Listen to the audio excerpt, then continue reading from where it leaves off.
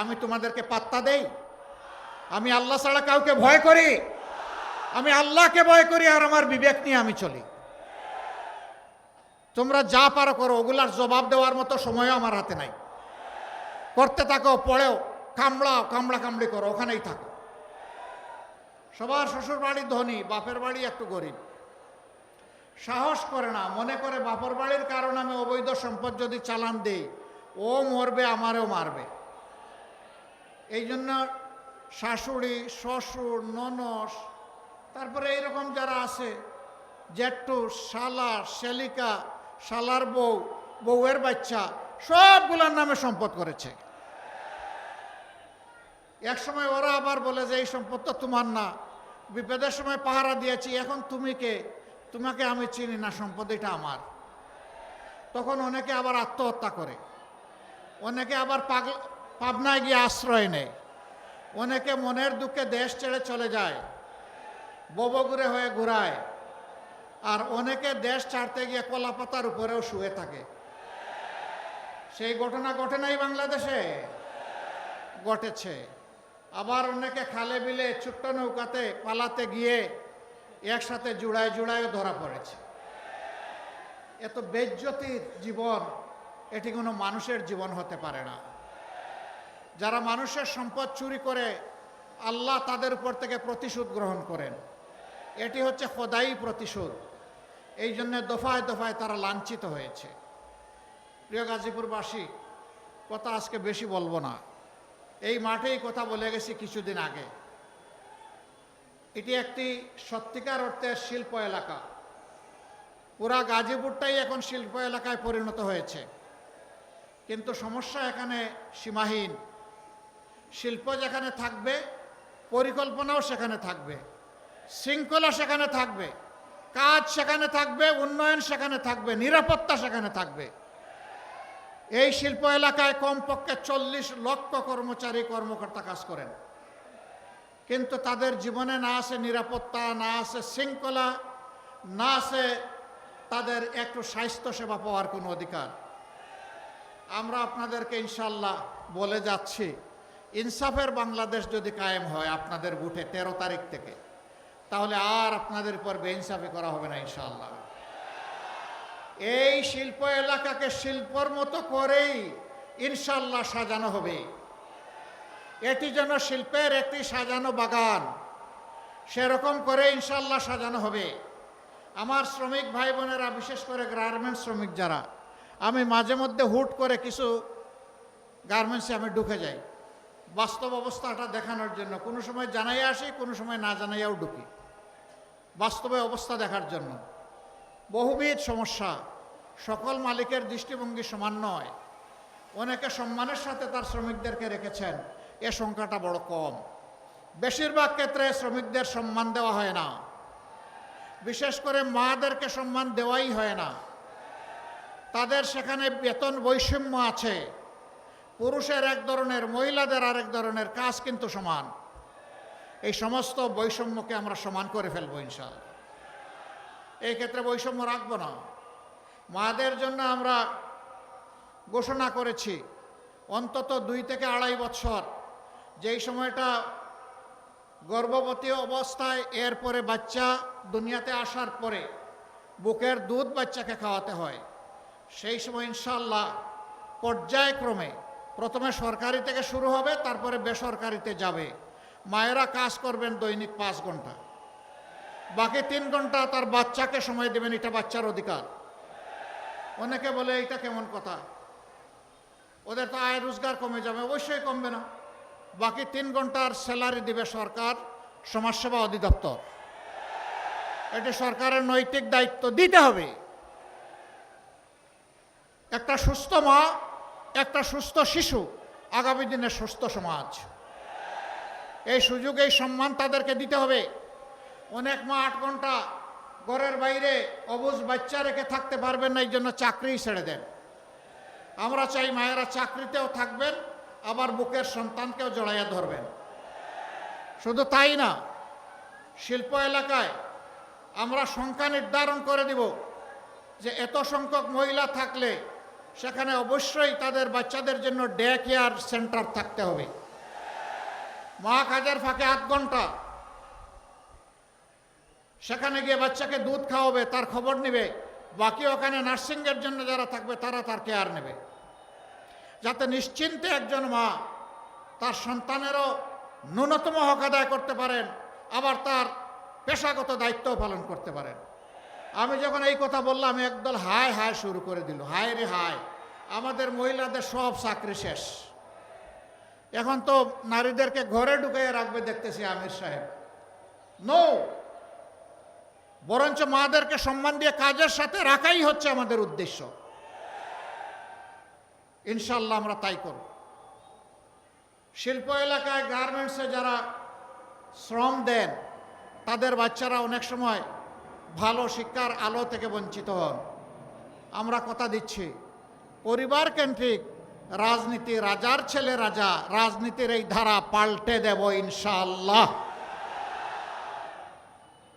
একজন শ্রমিক ভাই কিংবা বোনের সন্তান, সেও যদি মেধাবী হয়, তার মেধা বিকাশের দায়িত্ব নেবে সরকার, দায়িত্ব নেবে রাষ্ট্র। আমরা চাই তাদের মধ্য থেকে আগামী দিনের প্রধানমন্ত্রী বের হয়ে আসুক।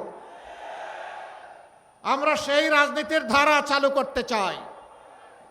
তখন ওই সন্তানটা গরিব দুঃখের প্রতি কিভাবে দরদ দিতে হয় আমার চেয়ে সে ভালো বুঝবে।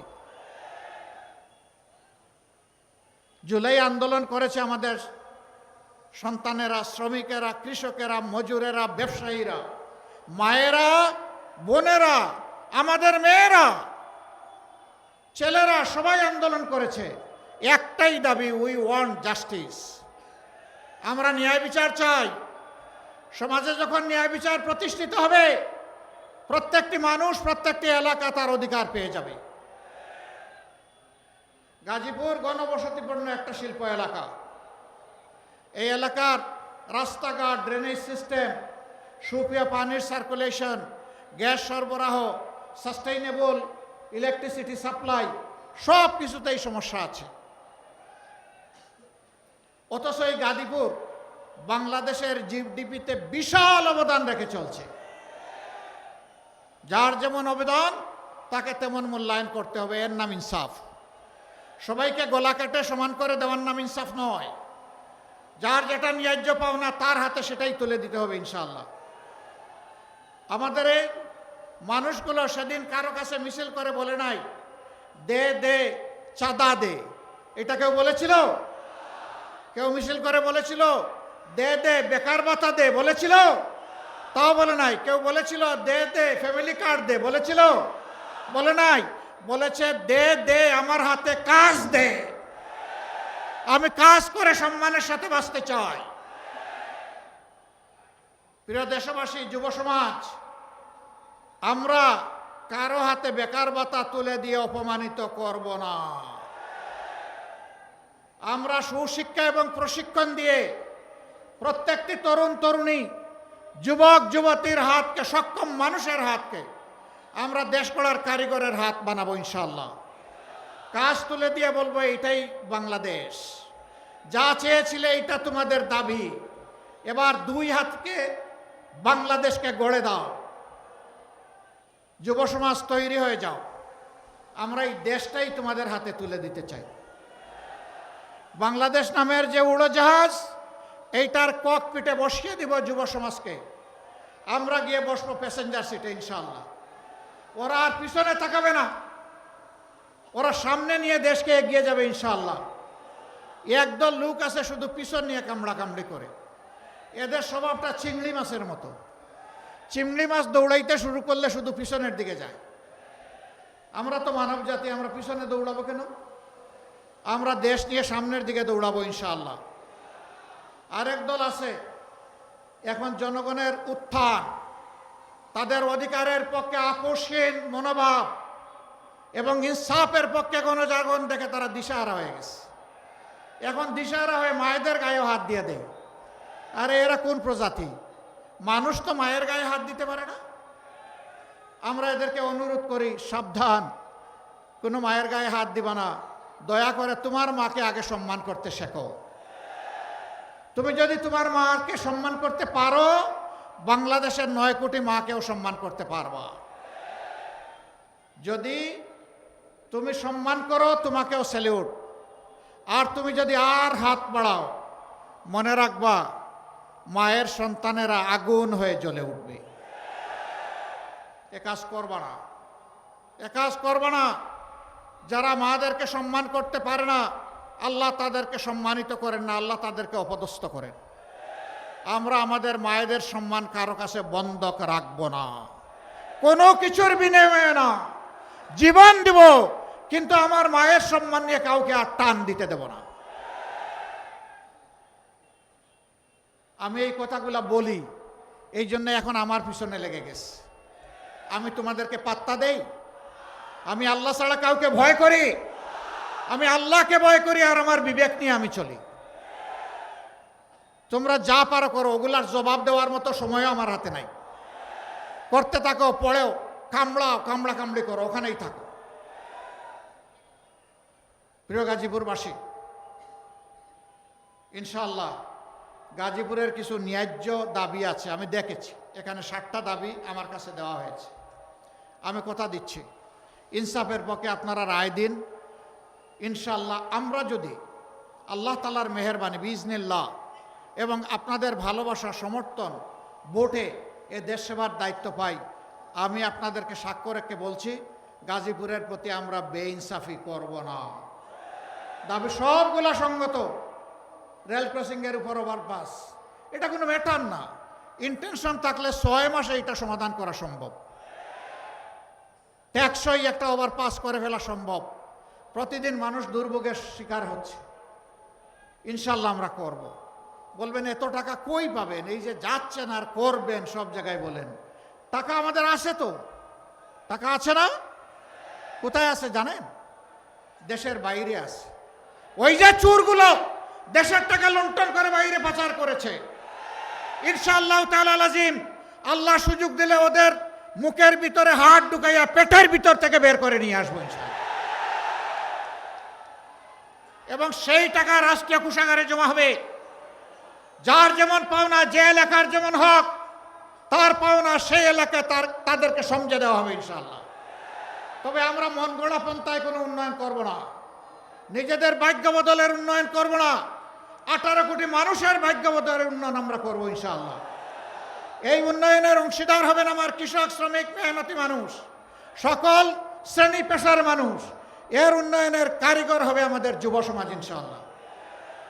একই সাথে কাজ করবেন মায়েরা, একই সাথে কাজ করবে আমার ভাইয়েরা। যার যার জায়গায় শ্রেষ্ঠ অবদান রেখে চলবে। মাদের জন্য বাড়তি একটা দায়িত্ব আমাদের আছে মায়ের জাতি হওয়ার কারণে। এই দায়িত্ব হচ্ছে গৃহে, চলাচলে, কর্মস্থলে 3 জায়গায় ইনশাআল্লাহ মায়েদের জন্য আমরা নিরাপত্তা এবং মায়েদের জন্য আমরা মর্যাদা নিশ্চিত করব ইনশাআল্লাহ। তারা হবেন শতভাগ নিরাপদ এবং মর্যাদার সাথে তারা দায়িত্ব পালন করবেন। রাষ্ট্রে এই দায়িত্ব দিতে গিয়ে আমরা কোনো জাত পাত, ধর্ম, বর্ণ দেখব না। আমরা দেখব মানুষটা এই কাজের যোগ্য কিনা, আর দেশ এবং জাতির প্রতি তার অঙ্গীকার বা দেশপ্রেম আছে কিনা। এই 2টা জিনিস পাওয়া গেলে যেই যোগ্য তার হাতে কাজ চলে যাবে ইনশাআল্লাহ। প্রিয় দেশবাসী, আমরা একটা ইনসাফপূর্ণ দেশ চাই। আমাদের মার্কা কি বলেন তো? জামাতে ইসলামীর। হায় রে হায়, এইটা আগের সরকার খাইয়া হজম করে ফেলেছিল। কারণ এই দাড়ি পাল্লা থাকলে সমাজে তো বেইনসাফি করে যাবে না। এই পাল্লা যদি কোনোদিন বিজয়ী হয়ে যায়, তাইলে সমাজ থেকে বেইনসাফি দূর হয়ে যাবে। তাইলে এই লুটেরারা যাবে কোথায়?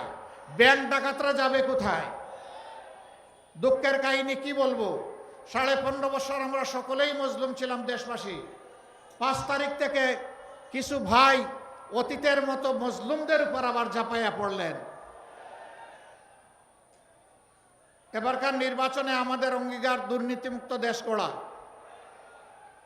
আরেকটা দলেরও নেতৃবৃন্দ বলতেছেন তারাও দুর্নীতিমুক্ত দেশ গড়বেন। ভালো কথা, চ্যারিটি স্টার্টস ফ্রম হোম। ভালো কাজ নিজের গড় থেকে শুরু করতে হয়, সেটার প্রমাণ আগে দেন। 49 জন ঋণ খেলাপি যাদেরকে বগলের নিচে নিয়ে নির্বাচন করছেন, আগে তাদেরটা বাতিল ঘোষণা করেন। যদি সাহসিকতার সাথে এটা করতে পারেন, জনগণ কিছুটা বিশ্বাস করবে হ্যাঁ ওনাদের সদিচ্ছা আছে।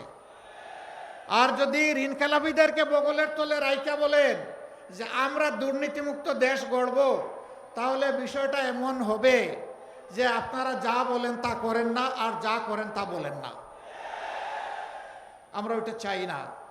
দেশবাসী সবাইকে জানে চিনে, কিছু মানুষ মাথা গরম হয়ে গেছে। গাজীপুরে চৈত্র মাস, তাই না? হ্যাঁ, গাজীপুরে চৈত্র মাস এখন কি মাস? তো মাঘ মাসে মাথা এত গরম কেন? চৈত্র মাসে তাহলে কি হবে? এখানে হামলা, ওখানে হামলা, এখানে আগুন দেয়, ওখানে মানুষ খুন করে, শেষ পর্যন্ত কাউকে না পাইলে নিজেরটাই খুন করে। এ কি রে ভাই? Morning shows the day. তারা ক্ষমতায় গেলে কি করবে এখনই জাতিকে জানাই দিচ্ছে। একটা মানুষ নিরাপদে বাংলাদেশে থাকতে পারবে না, একজন ব্যবসায়ী নিরাপদে ব্যবসা করতে পারবে না, একজন শ্রমিক নিরাপদে রাস্তায় চলাচল করতে পারবে না, একজন কৃষক সে শান্তিতে তার মাঠে ফসল ফলাতে পারবে না। এরা সবার শান্তি তছনছ করে দেবে। এই অশান্তির বিপক্ষে আমাদের শান্তির আওয়াজ, দুর্নীতির বিরুদ্ধে আমাদের সততার আওয়াজ, বেকারত্বের বিরুদ্ধে আমাদের কাজের আওয়াজ, লুটপাটের বিরুদ্ধে আমাদের রাষ্ট্রের সম্পদের পাহারাদারি করার আওয়াজ। আমরা 11টা দল এক হয়েছি। আপনারা থাকবেন আমাদের সাথে ইনশাআল্লাহ? বলবেন যে আমরা তো আপনাদেরই লোক। হ্যাঁ, আমরা মনে করি সারা দেশের মানুষই আমাদের লোক। আমি স্পষ্ট ঘোষণা দিচ্ছি, বারবার দিতে থাকবো, আমি জামাতে ইসলামের বিজয় চাই না, আমি চাই দেশের 18 কোটি মানুষের বিজয়। 18 কোটি মানুষের বিজয় হলে এর অংশীদার হব আমরা সবাই ইনশাআল্লাহ। ভাই বোনেরা, আমরা কোনো দলীয়, কোনো পারিবারিক, কোনো গোষ্ঠীগত সরকার আর এই দেশে দেখতে চাই না। এরা আমাদের 12টা বাজিয়েছে, এরা দেশে বারবার ফ্যাসিবাদ উপহার দিয়েছে, এরা আমাদের ব্যাংক ডাকাতি করেছে, শেয়ার মার্কেট লুট করেছে, দুর্নীতির মহারাজ্যে পরিণত করেছে। ওই শাসন আমরা আর দেখতে চাই না। এখন চাই জনগণের শাসন, এখন চাই ঐক্যের শাসন, এখন চাই ঐক্যবদ্ধ বাংলাদেশ। 11টা দল আমরা এক হয়েছি। এই গাজীপুরে 5টি আসন আছে। আমি 5টি আসনে 11 দলের পক্ষ থেকে আমাদের যারা প্রার্থী তাদের হাতে আমি এখন প্রতীক তুলে দেব। আপনারা আমাদের সঙ্গে থাকবেন। 12 তারিখ বিজয়ের মালা ইনশাল্লাহ পরিয়ে তারপরে ঘরে যাবেন, ভোটের হিসাব নিয়ে ঘরে যাবেন। ভোটের দিকে কেউ যদি অন্যায়ভাবে হাত বাড়ায়, সেই হাত স্তব্ধ করে দিতে হবে। পারবেন? হ্যাঁ, 4টা নির্বাচনে মনের মতো করে ভোট দিতে পারেন নাই। যুব সমাজ জীবনে একটা ভোটও দিতে পারে নাই। কোনো ভোট ডাকাত আসলে ছেড়ে দেবেন না। ওই স্লোগান অচল, আমার ভোট আমি দিব, তোমারটাও আমি দেবো, এই দিন শেষ। এখন তোরটা তুই দে, আমারটা আমি দেব। যুব সমাজ কাউকে ক্ষমা করবে না। চরম ফ্যাসিস্টকে ক্ষমা করে নাই, খালি হাতে বুক চিতিয়ে ফ্যাসিস্টকে বিদায় করেছে। আর এই সমস্ত বুট ডাকাতকে বিদায় দেওয়া এটা কোনো ব্যাপারই না। যুব সমাজ তৈরি? বলবেন যে আপনি বেঁচে গেলেন, আপনার তো বয়স হয়ে গেছে। আমি এই যুবকদের চাইতে কম যুবক না, আল্লাহর মেহেরবানি। একসাথে লড়াই করবো ইনশাআল্লাহ। ভাইরা এবার আসুন গাজীপুরে এক।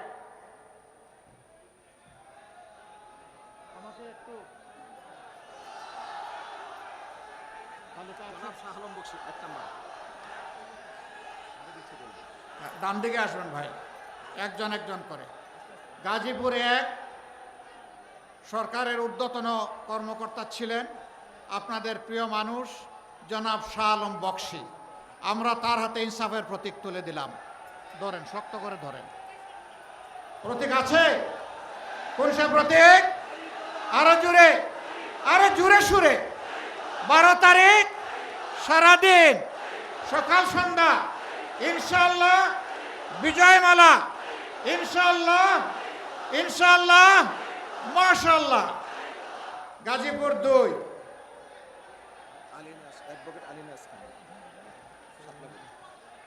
গাজীপুর 2-এ আমাদের শরিক দল 11 দলের অংশ এনসিপির নেতা গাজী অ্যাডভোকেট আলী নাসের খান। আমি গাজী বলে ফেলেছি এই কারণে, গাজীপুরে সবাই গাজী, সমস্যা নাই। গাজীপুর যেখানে গাজীরা আছে সেখানে ইনশাল্লাহ তার হাতে আমরা তুলে দিচ্ছি শাপলাকুলি। ধরো ভাই, শক্ত করে ধরো, জাতির দায়িত্ব নিতে হবে তো। আরে ভাই, প্রতীক আছে? কোন সে প্রতীক? শাপলাকুলি। আরো জুড়ে, জুড়ে সুরে ইনশাল্লাহ 12 তারিখ সারাদিন মা বোনদের, বাপ ভাইয়ের সকলের বিজয়মালা ইনশাল্লাহ শাপলাকুলি। মাশাল্লাহ, বিজয় নিয়ে ঘরে ফিরবেন। এবার গাজীপুর 3 মাওলানা এহসানুল হক। দেখেন তো মার্কাটা কি? রিক্সা। এটাই হচ্ছে বাংলাদেশের সবচাইতে প্রিয় গণপরিবহন। এই গণপরিবহন সংখ্যায় সবচেয়ে বেশি। কেউ চালায় আর কেউ চলে, এই নিয়েই রিক্সা। মার্কা আছে? কোন সে মার্কা? কোন সে মার্কা? আরো জুড়ে ইনশাল্লাহ 12 তারিখ জিতে যাবে ইনশাল্লাহ। মাশাল্লাহ। এরপরে গাজীপুর 4 না? মাশাল্লাহ। এতক্ষণে গাজী একজন পাওয়া গেছে, সেনাপতি সালাউদ্দিন আইয়ুবী। ধরো শক্ত করে, উপরে ধরো, আমার হাতের আরো উপরে, এখানে। এইভাবে ধরলে হবে না, এইভাবে ধরতে হবে। ইয়েস, আলহামদুলিল্লাহ। মার্কাটা কি ভাই? সুর নেমে গেছে, উঁচু সুরে, জুড়ে সুরে ইনশাল্লাহ। মাশাল্লাহ, 12 তারিখ জিতে যাবে ইনশাল্লাহ। সারাদিন সকাল সন্ধ্যা ভাই বোনেরা জিতে যাবে ইনশাল্লাহ। মাশাল্লাহ। এবার গাজীপুর 5।